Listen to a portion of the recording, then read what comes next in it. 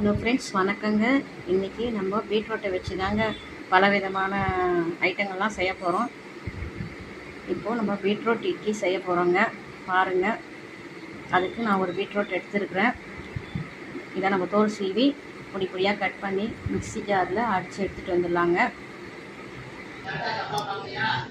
பாருங்கள் ஃப்ரெண்ட்ஸ், நான் ஒரு பீட்ரூட்டை வந்து பொடி பொடியாக கட் பண்ணி வந்துட்டேன். இதை நம்ம ஒரு மிக்ஸி ஜாரில் போட்டுக்கலாம். போட்டு அரைச்சி நைஸாக எடுத்துகிட்டு வந்துடலாம். பாருங்கள் ஃப்ரெண்ட்ஸ், இட்லிக்கு நான் பதமாக மாவு கலக்கி வச்சுருக்கேன் உப்பு போட்டு. இப்போது நம்ம இந்த மிக்ஸி ஜாரில் இதை பீட்ரூட்டை அரைச்சிட்டு வந்துட்டோம். இப்போது இந்த கலவையை இந்த மாவில் கலந்துக்கிட்டு நம்ம அழகாக இப்போ இட்லி ஊற்ற போகிறோம்.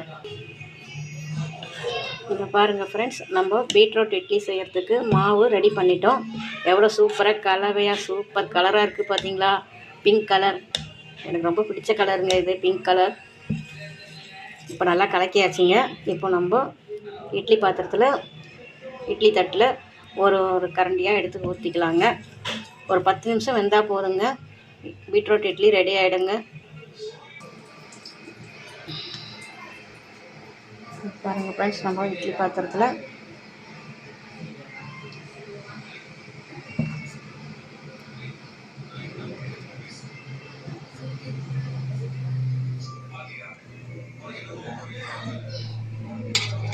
இட்லியை ஊற்றிக்கலாங்க. உடம்புக்கு ரொம்ப சத்தானதுங்க, ஹெல்த்தியான டிஷ்ஷுங்க இந்த இட்லி. வெறும் மாவில் நம்ம இட்லி பண்ணுறத விட இது மாதிரி விதவிதமாக இட்லி பண்ணி சாப்பிட்டோம்னா சூப்பராக இருக்குங்க. குழந்தைங்களும் விருப்பப்பட்டு சாக்லேட் மாதிரி இருக்கேன்னு சொல்லிட்டு சாப்பிடுவாங்க. அவ்வளோ நல்லா இருக்குங்க இது.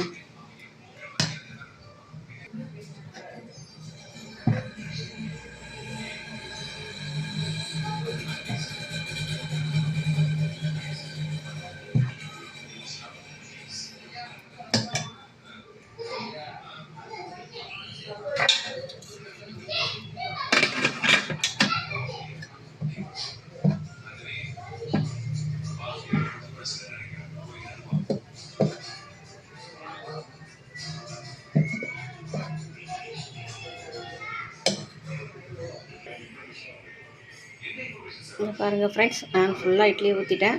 இது கேஸில் வச்சு ஒரு ஆவி வர வரைக்கும் இருக்கட்டுங்க. அப்புறமா நம்ம இட்லி போட்டு மூடிக்கலாம், இட்லி குண்டான் போட்டு மூடிக்கலாங்க. பாருங்கள் ஃப்ரெண்ட்ஸ், சுவையான பீட்ரூட் இட்லி ரெடி ஆகிடுச்சு. இப்போ நம்ம எடுத்து சர்வ் பண்ண வேண்டியது தான்.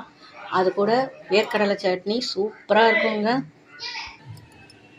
இதை பாருங்கள் ஃப்ரெண்ட்ஸ், சூப்பராக பீட்ரூட் இட்லி ரெடி ஆகிடுச்சு.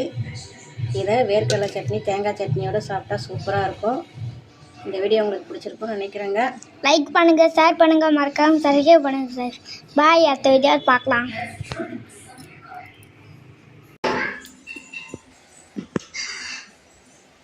ஹலோ ஃப்ரெண்ட்ஸ், இன்றைக்கி நம்ம சமையல் வீடியோவில் என்ன பார்க்க போகிறோன்னா முட்டை இட்லி தாங்க பார்க்க போகிறோம். இதை பாருங்கள், முட்டை ஆஃப் பாயில் பார்த்துருப்பீங்க, முட்டையில் எத்தனையோ வகையை பார்த்துருப்பீங்க. இப்போ பாருங்கள், நம்ம முட்டையில் இட்லி ஊற்ற போகிறோம். நான் பாருங்கள், முட்டையில் இட்லி எவ்வளோ அழகாக மஞ்சக்கரும் வெள்ளைக்கரும் கலந்து ஊற்றியிருக்கேன். இது வெந்து வரட்டுங்க. ஒரு 10 நிமிஷம் வெந்தால் போதுங்க. சூப்பராக இருக்குங்க முட்டை இட்லி. பாருங்கள், உங்கள் குழந்தைங்களுக்கும் இது மாதிரி நீங்கள் செஞ்சு கொடுங்க.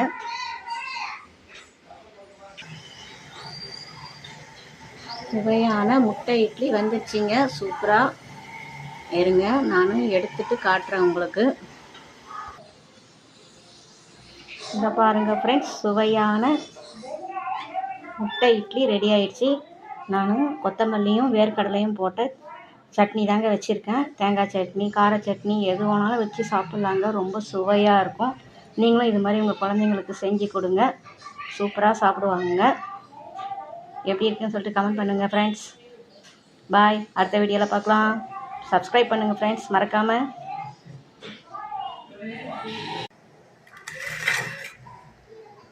ஹலோ ஃப்ரெண்ட்ஸ், இன்றைக்கி பாருங்கள் சமையல் வீடியோவில் நம்ம என்ன பார்க்க போகிறோன்னா முட்டை இட்லி தாங்க. முட்டை ஆம்லேட். முட்டையில் எத்தனையோ வகையை பார்த்துருப்பீங்க. இதில் வந்து நம்ம பார்க்க போகிறது வந்து முட்டை இட்லி தாங்க பார்க்க போகிறோம். முட்டை இட்லினா முட்டை ஆம்லேட் எப்படி வேணாலும் வச்சுக்கலாம் இதை.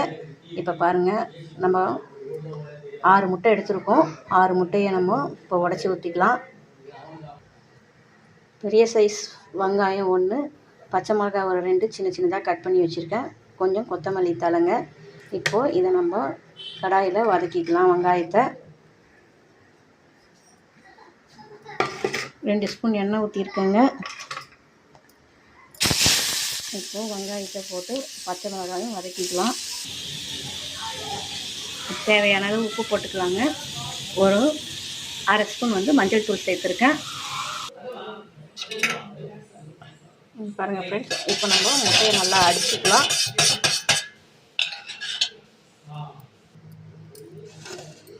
நம்ம வதக்கின வெங்காயம் பச்சை மிளகாவை போட்டுக்கலாம். கூடவே கொத்தமல்லி தலையும் போட்டுக்கலாங்க. இப்போது நம்ம அடுத்து என்ன பண்ண போகிறோன்னா,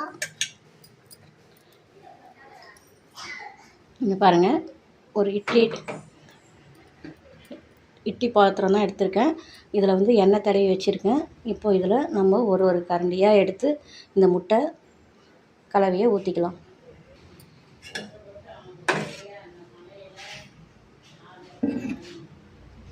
இது மாதிரி எல்லாத்துலேயும் ஊற்றிக்கலாங்க. இந்த பாருங்கள் ஃப்ரெண்ட்ஸ், நான் எல்லாத்தையுமே ஊற்றிட்டேன். இது அப்படியே ஒரு 10 நிமிஷம் நல்லா வேகட்டும். இப்போ ஒரு ஆவி வந்தவுடனே மூடிலாம் இட்லி குண்டான் போட்டு அது வரைக்கும் இருக்கட்டும். பாருங்கள் எவ்வளோ சூப்பராக ஊற்றிட்டேன். நீங்கள் தோசை ரேக்கில் ஊற்றி சாப்பிட்றத விட இது மாதிரி ஆவியில் வேக வச்சு சாப்பிட்டிங்கன்னா இது டேஸ்ட்டே வேறு மாதிரி இருக்குங்க. ஒரு 10 நிமிஷம் அப்படியே வேகட்டும். இப்போ பாருங்கள் ஃப்ரெண்ட்ஸ், முட்டை ஆம்லேட் ரெடி ஆகிடுச்சு. சூப்பராக இதை நம்ம தனியாக எடுத்து வச்சு சர்வ் பண்ணிக்கலாம்.